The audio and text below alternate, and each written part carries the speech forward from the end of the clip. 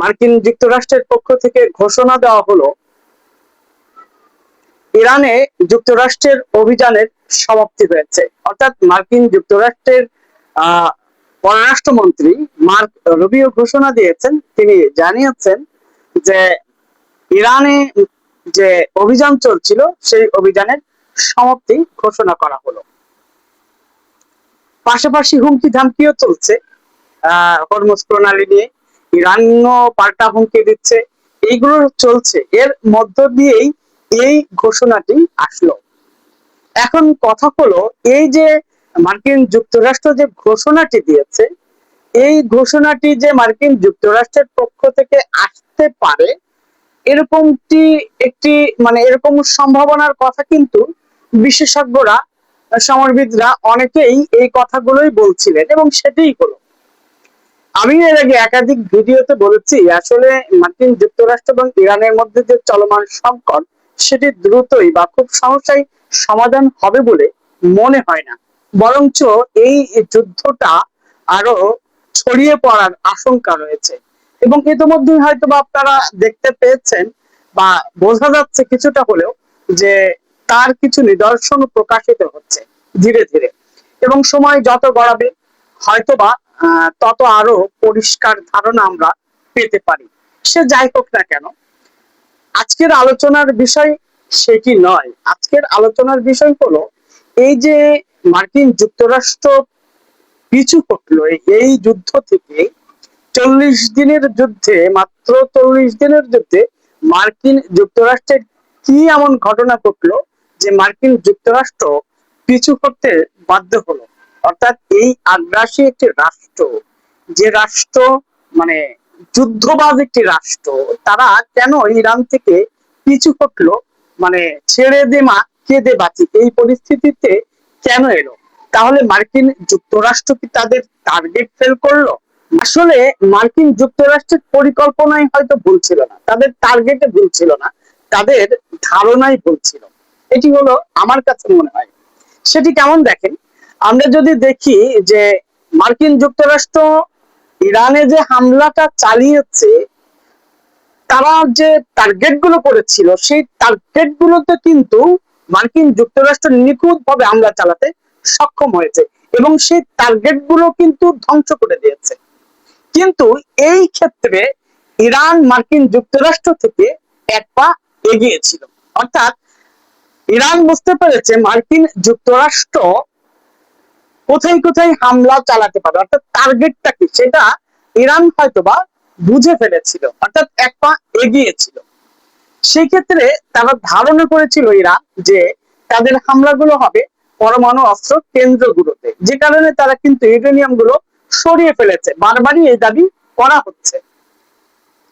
অপর দিক থেকে মার্কিন যুক্তরাষ্ট্র আরেকটা এগিয়েছিল অন্য দিক থেকে, যেটি ইরান ঘুণাক্ষরেও টের পায়নি, ইরান সেটা অনুমানই করতে পারেনি। অর্থাৎ এই যে আয়াতুল্লাহ আলী খামেনি সহ যে হত্যাযজ্ঞটা চালিয়েছে, এই জায়গাটা মার্কিন যুক্তরাষ্ট্র কিন্তু টার্গেট পূর্ণ করে ফেলেছে, হামলা করতে পেরেছে, কিন্তু সফল হতে তাদের উদ্দেশ্য সফল অর্ধেক হয়েছে, অর্ধেক হয়নি। এটা আমার কাছে মনে হয়। সেটা হলো ইরানের যে রেজিম পরিবর্তনের যে পরিকল্পনাটা ছিল সেটি তারা সফল হয়নি, কিন্তু নেতৃত্বটাকে দুর্বল করে দিতে পেরেছে। এই জায়গায় মার্কিন যুক্তরাষ্ট্র সফল। আর এই ক্ষেত্রে ইরান ইউরেনিয়াম ঠিকই সরিয়ে ফেলেছে, অর্থাৎ ধারণা যেটি করেছিল সেই জায়গাটা ইরান ঠিকই এক পা এগিয়ে গেছে, কিন্তু এই ধারণাটাই করতে পারেনি ইরান যে এই ধরনের হামলা চালিয়ে নেতৃত্ব শূন্য বা রেজিম পরিবর্তনের একটি পরিকল্পনা মার্কিন যুক্তরাষ্ট্রের রয়েছে। সেই জায়গায় কিন্তু ইরান আবার পিছিয়ে ছিল। পাশাপাশি এই যে অর্থনৈতিক ক্ষয়ক্ষতি, সামরিক ক্ষয়ক্ষতি, এটি একটি বড় বিষয় হয়ে দাঁড়িয়েছে।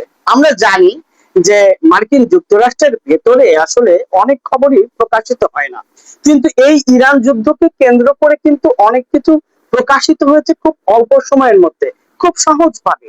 সে মার্কিন যুক্তরাষ্ট্রের সৈনিকদের মধ্যে কি ধরনের ঘটনা চলছে, কি খেলা চলছে, সেগুলো প্রকাশিত হয়েছে। সেই দুর্বলতাগুলোকে সামনে নিয়ে আসা হয়েছে। পাশাপাশি মার্কিন যুক্তরাষ্ট্রের যে সমরাস্ত্র ফুরিয়ে গেছে, বোমাগুলো টমাহক বোমা ফুরিয়ে গেছে, এই যে প্রতিরোধ ব্যবস্থা দুর্বল হয়ে গেছে, এগুলো কিন্তু খুব দ্রুত প্রকাশিত হয়ে গেছে। এর একটি মৌলিক কারণ হলো আহ যেহেতু মার্কিন যুক্তরাষ্ট্রে নির্বাচনের তোড়জোড় চলছে, আগামী নভেম্বরে মার্কিন যুক্তরাষ্ট্রের প্রেসিডেন্ট নির্বাচন, সেই নির্বাচনকে কেন্দ্র করেই কিন্তু মানে বেশ কিছু তথ্য মানে এই নির্বাচনকে ঘিরে হচ্ছে প্রকাশিত হয়েছে বলে আমার কাছে মনে হয়। না হলে মার্কিন যুক্তরাষ্ট্রের পলিসি এত দুর্বল হওয়ার কথা না। যাই হোক না কেন, অনেক কিছুই প্রকাশিত হয়েছে। পাশাপাশি এতদিন যেটা আমরা অনুমান করছিলাম বা ধারণা করছিলাম সেটা আরো পরিষ্কার করে দিয়েছে। আহ আমরা জানি বিভিন্ন সময়ে আন্তর্জাতিক গণমাধ্যমগুলো বিভিন্ন ধরনের প্রতিবেদন প্রকাশিত করেছে।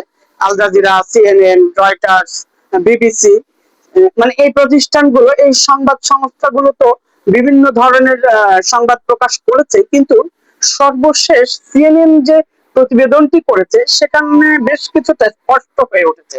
সেখানে পেন্টাগনের অনেক কর্মকর্তার বরাত দিয়ে বিভিন্ন তথ্য তুলে ধরা হয়েছে। সেখানে বলা হয়েছে যে এই প্রতিবেদনে আর কি সিএনএন যে প্রতিবেদন প্রকাশিত করেছে সেখানে বলা হচ্ছে যে প্রায় 25 থেকে 30 বিলিয়ন ডলার খরচ হয়েছে মার্কিন যুক্তরাষ্ট্রের। এছাড়া মার্কিন যুক্তরাষ্ট্রের যে মধ্যপ্রাচ্যের প্রায় 16টি ঘাঁটি রয়েছে, সেই ঘাঁটিগুলো কিন্তু মানে বিধ্বস্ত, প্রায় মানে একেবারে অকার্যকর করে ফেলেছে। সুতরাং এই যে ঘাঁটিগুলো এখন সংস্কার করতে গেলে প্রায় $100 কোটি প্রয়োজন, যা একটা ঘাঁটি সংস্কার করার ক্ষেত্রে প্রায় 20 কোটি মার্কিন ডলারের প্রয়োজন। এখন এই প্রশ্নগুলো বড় করে দেখা দিচ্ছে, অর্থাৎ এই যে যুদ্ধবিরতি বা মানে অভিযান সমাপ্তি করলো, এটা খুব বড় কোনো বিষয় না, ইস্যু না। অর্থাৎ এই ধরনের ধারণা মানে একটা পর্যায়ে এসে তো বিশেষজ্ঞরা এই কথা বলছিলেন যে মার্কিন যুক্তরাষ্ট্রের পক্ষ থেকে এই ধরনের কোনো ঘোষণা দেওয়া হতে পারে, এবং সেটাই দিল।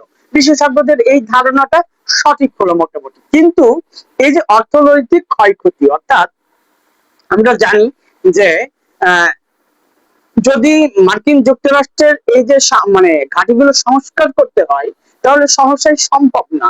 অর্থাৎ মধ্যপ্রাচ্যের যে আধিপত্যটা ছিল সেই আধিপত্যটা মার্কিন যুক্তরাষ্ট্রের আদৌ আছে কিনা। কেননা খুব ভালো করে আমাদের মনে রাখা দরকার, মার্কিন যুক্তরাষ্ট্রের যে F-35 বিমান বা 15 বা 52 বোমারু বিমানকে যখন ইরানের আকাশে বিধ্বস্ত করা হয়, সেটি যে খুব বড় অর্জন ইরানের, আমি সেটি বলছি না, বা হয়তো বা কেউ স্বীকার করবেন না, কিন্তু এইটা অস্বীকার করার কোনো সুযোগ আছে কি যে মার্কিন যুক্তরাষ্ট্রের যে অহংকার অহমিকা, যে তথ্য প্রযুক্তি নিয়ে সেই প্রযুক্তি, সেই অহংকার অহমিকাতে যে ইরান আঘাত করতে পেরেছে শক্তভাবে, এই অর্জনটা কিন্তু একবারে ছোট না।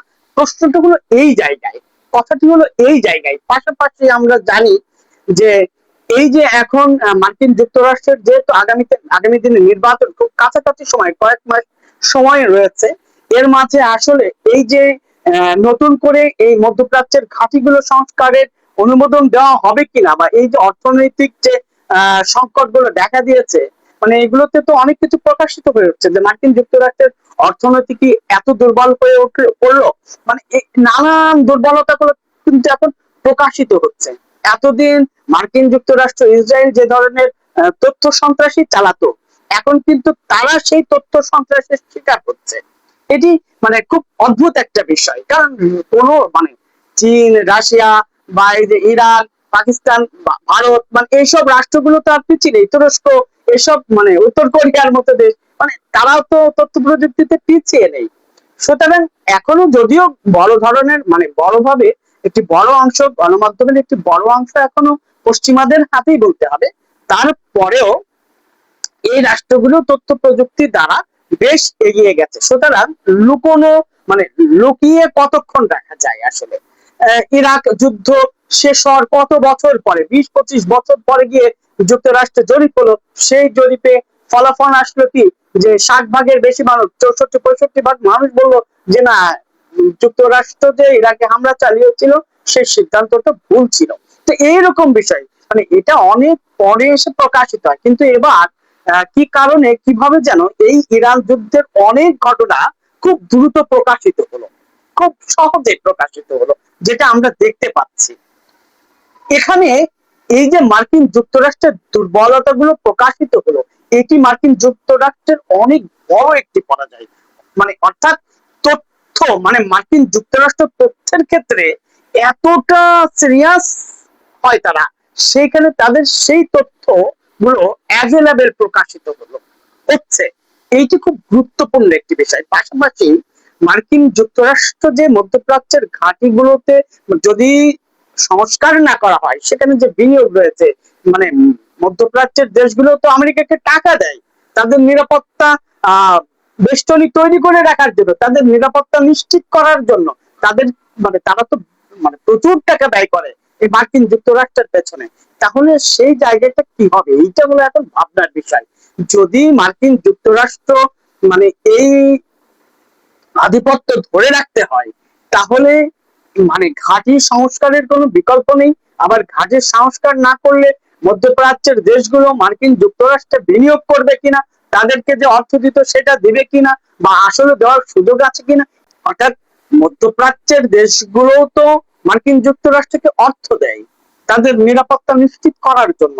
এখন এই ঘাঁটিগুলো সংস্কার না করলে মানে এই অর্থ কি মার্কিন যুক্তরাষ্ট্রকে দেওয়া হবে, সুযোগ আছে কি? পাশাপাশি এই ঘাঁটিগুলো না থাকলে ইরানের যে আধিপত্যবাদ, মানে যেইটাকে রুখে দেওয়ার জন্য মার্কিন যুক্তরাষ্ট্র উঠে পড়ে লেগেছিল, সেই আধিপত্যবাদ কি ইরানের হাতে চলে যাচ্ছে বা যাচ্ছে কিনা, এটা তো অনেকটা দুর্বলতা প্রকাশিত হয়েছে, সেটি তো ভিন্ন কথা। কিন্তু তারপরেও মানে আনুষ্ঠানিকভাবে তো এখনো স্বীকৃতি দেওয়া হয় না, কিন্তু এই ঘাঁটিগুলো যদি সচল না করা হয়, তাহলে আনুষ্ঠানিকতার কোনো প্রয়োজন হবে না। ইরান এককভাবেই আধিপত্য বিস্তার করতে সক্ষম হবে। পাশাপাশি হরমুজ প্রণালী নিয়ে মার্কিন যুক্তরাষ্ট্রের যে হুমকি ধামকি চলছিল, সেটা এখন বেশ নমনীয়। এর কারণটা হলো আব্বাস আরাকচি অর্থাৎ ইরানের পররাষ্ট্রমন্ত্রী কিন্তু এখন চীন সফরে রয়েছেন। চীন যদি ইরানকে পূর্ণাঙ্গ সহায়তা দেয়, তাহলে কিন্তু এটা খুব কঠিন হবে মার্কিন যুক্তরাষ্ট্র বা ইসরায়েলের জন্য টিকে থাকাটাই কঠিন হবে। কারণ চীনের প্রযুক্তি সম্পর্কে আমরা মোটামুটি একটা ধারণা রাখি। মার্কিন যুক্তরাষ্ট্র তো বটেই, তারা তো সব জানে যে চীনের কি সক্ষমতা রয়েছে, তারা কি পারে বা না পারে। এই সক্ষমতা সম্পর্কে মার্কিন যুক্তরাষ্ট্র বা ইসরায়েলের ধারণা রয়েছে, বা তাদের কাছে ইনফরমেশন রয়েছে। এখন বিষয়টি হলো, এই যে ঘটনাগুলো ঘটলো, তাহলে এখন নতুন করে সংখ্যাটা যদি আমরা একটু দেখি কি কি হতে পারে, তাহলে আমরা আরেকটু পরিচ্ছন্ন ধারণা হয়তো বা পেতে পারি যে এই যুদ্ধের ফলাফল মূলত কি হলো, কার দিকে অর্জন বেশি হলো কম হলো, এটা আমরা মোটামুটি একটি অনুমান করতে পারবো। প্রথম কথা হলো, মার্কিন যুক্তরাষ্ট্রের যে টার্গেট গুলো ছিল, সেই টার্গেটটা তারা পূর্ণ করেছে। অর্থাৎ তারা যে লক্ষ্যবস্তুগুলো মানে টার্গেট গুলো লক্ষ্যবস্তুতে পরিণত করতে পেরেছে। ইরানে ব্যাপক বিধ্বস্ত মানে মানে আগ্রাসী চালিয়ে বিধ্বস্ত করে দিয়েছে ইরানকে। পাশাপাশি ইরান এক পা এগিয়ে ছিল, অর্থাৎ তারা জানতো যে পরমাণু অস্ত্র কেন্দ্রগুলোতে হামলা হবে, তারা ইউরেনিয়ামটাকে সরিয়ে ফেলেছিল। কিন্তু মার্কিন যুক্তরাষ্ট্র যে রেজিম পরিবর্তনের পরিকল্পনা করেছিল, নেতৃত্ব শূন্য করার যে পরিকল্পনা করেছিল, সেই জায়গায় অর্ধেক সফল অর্ধেক বিফল। অর্থাৎ ইরানকে মানে এতগুলো নেতাকে হত্যা করার পর, এতগুলো সামরিক কর্মকর্তা হত্যা করার পরে, এমনকি এই আধুনিক ইরানকে গড়ে তোলার পেছনে যার অবদান রয়েছে, আয়াতুল্লাহ আলী খামেনিকেও হত্যা করা হয়েছে, তারপরেও ইরানের যে নেতৃত্ব সংকটটা দেখা দিয়েছে, সেটা ভেতরে যাই হোক না কেন তারা প্রকাশিত হতে দেয়নি, তারা প্রতিরোধ চালিয়ে গেছে। পাশাপাশি মার্কিন যুক্তরাষ্ট্রের ভুল ছিল আরেকটি, সেটি হলো মার্কিন যুক্তরাষ্ট্রের সব থেকে বড় ভুল, বড় হিসাব নিকাশের ভুল। সেটি হলো ইরানের সক্ষমতার সম্পর্কে তাদের একদমই মানে দুর্বল ধারণা ছিল, এইটি বলতেই হচ্ছে। কেননা ইরানের যে সামরিক সক্ষমতা এত শক্তিশালী হয়েছে, এই ভাবনাটা মার্কিন যুক্তরাষ্ট্রের ছিলই না। মানে তাদের কল্পনার থেকেও এই শক্তিটা অনেক বেশি দেখিয়েছে ইরান, যার এখনো পূর্ণাঙ্গভাবে দেখায়নি ইরান। এই জায়গাটা মূলত হচ্ছে মার্কিন যুক্তরাষ্ট্রের পলিসিতে ভুল ছিল, মারাত্মক ভুল ছিল। মাঠটা এখানে খেলো। অর্থাৎ ইরান সম্পর্কে যে ধারণা করার কথা ছিল। তারা যে একের পর এক হামলা করবে কোনটার পরে কোনটা, সেইটা তারা নির্ধারণ করেছে এবং তারা সফল হয়েছে। কিন্তু ইরানের সামরিক সক্ষমতার উপরে যে তাদের ধারণাটা ছিল সেটা পূর্ণাঙ্গভাবে ভুল ছিল, এবং সেই ভুলের মাসুলটাই আজ মার্কিন যুক্তরাষ্ট্রকে দিতে হচ্ছে। অর্থাৎ তাদের আধিপত্যবাদের যে শক্তিশালী যে সামর্থ্য তাদের ছিল সেটি এখন হুমকির মুখে, প্রশ্নের মুখে। ফলে এই জায়গাগুলো মার্কিন যুক্তরাষ্ট্র অবশ্যই ভাবছে। মার্কিন যুক্তরাষ্ট্র টার্গেট মিস করার কথা নয়, এটা আমি আগেও বলেছি। তারা হয়তোবা সাময়িকভাবে পিছু হটছে, এটা সাময়িক একটি বিষয়, কিন্তু মানে কোনো না কোনো কৌশলে তারা এই যুদ্ধ সমাপ্তি করবে বলে আমার কাছে মনে হয় না। কিন্তু অর্জনের ক্ষেত্রে এখনো পর্যন্ত যদি মানে আমরা যদি হিসেব করে দেখি, তাহলে ইরান কিন্তু মানে তাদের যা হারিয়েছে তার থেকে অর্জনটাও কিন্তু এখনো কম করেনি। হ্যাঁ, মার্কিন যুক্তরাষ্ট্রের মানে আমাদের কাছে যেটি মনে হয় যে এই যে অর্থনৈতিক ক্ষয়ক্ষতি এইগুলোর থেকে মানে আধিপত্যবাদের জায়গায় চোখে চোখ রেখে কথা বলা, মার্কিন যুক্তরাষ্ট্রের অহংকার বোধকে ভেঙে দেওয়া, চূর্ণ বিচূর্ণ করে দেওয়া, সেই জায়গায় ইরান শতভাগ সফল। তারা এখনো স্টিল দাঁড়িয়ে বলছে যে তারা কিন্তু ওয়েলকাম জানাচ্ছে, তারা বলছে আমরা যুদ্ধের জন্য প্রস্তুত, আমরা মৃত্যুর জন্য প্রস্তুত। এই যে শব্দগুলো, অর্থাৎ যারা মরতে ভয় পায় না তাদেরকে কেউ রুখতে পারে না, এই জায়গাটা হলো বিশ্ববাসীর জন্য একটি শিক্ষণীয় বিষয়। পাশাপাশি মার্কিন যুক্তরাষ্ট্র যদি এখন তাদের আধিপত্যবাদ ধরে রাখতে চায়, তাহলে তারা এই যুদ্ধ থেকে সাময়িক বিরতি দিলেও পরক্ষণে আবার হামলা চালানোর আশঙ্কা আমরা করতেই পারি। সেই হুমকি ধামকি কিন্তু মার্কিন যুক্তরাষ্ট্র কন্টিনিউ দিয়েই যাচ্ছে। এখন বিষয়টি হলো, যেহেতু আগামী নির্বাচনকে কেন্দ্র করে মার্কিন যুক্তরাষ্ট্রের ভেতরে বেশ পরিস্থিতি একটু অস্বাভাবিক বলেই মনে হচ্ছে। ধারণা করতে পারি আমরা আফটার ইলেকশন মার্কিন যুক্তরাষ্ট্র হয়তো বড় ধরনের কোন পরিকল্পনা নিয়ে মাঠে নামার সম্ভাবনা রয়েছে। আমার সঙ্গে কেউ একমত হবেন কিনা জানি না, কিন্তু এটি আমার কাছে বড় মানে আমার কাছে খুব স্বাভাবিকভাবে মনে হচ্ছে যে এই ধরনের ঘটনা ঘটতে পারে। কারণ ডোনাল্ড ট্রাম্প নানা কারণে কিন্তু মানে চাপের মুখে রয়েছে। নির্বাচনের পরে মানে ফলাফলের উপর ডিপেন্ড করে অনেক কিছু সহজ হবে ট্রাম্পের জন্য। সুতরাং মানে ট্রাম্পই হয়তো আগামী দিনে ক্ষমতায় আসবে বলে আমার কাছে মনে হচ্ছে, কেননা মার্কিন যুক্তরাষ্ট্রের ইতিহাসে আসলে নারী প্রেসিডেন্টের দেখা যায় নাই।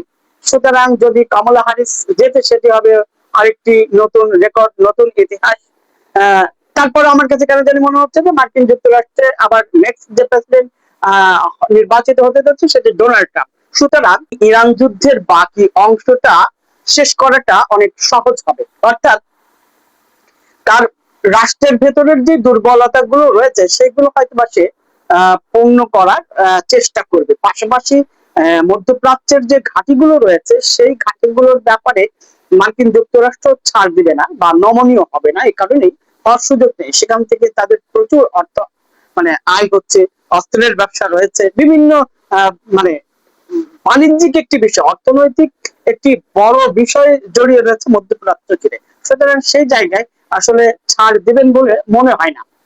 যদিও অনেকেই এই ক্যালকুলেশন করছেন, যে হিসাব নিকাশ করছেন যে আসলে হ্যাঁ এটাও ঠিক যে আসলে অনুমোদন পাবে কিনা এই ঘাটিগুলোতে মানে সংস্কারের বিনিয়োগের জন্য নতুন করে অনুমোদন পাবে কিনা সেটি নিয়ে কিছু প্রশ্ন দেখা দিবে, হয়তো বা কিছু দুর্বল ভাবনার জায়গা রয়েছে, কিন্তু প্রপারলি আসলে সুযোগ নেই, এখান থেকে ফিরে যাওয়ার সুযোগ নেই।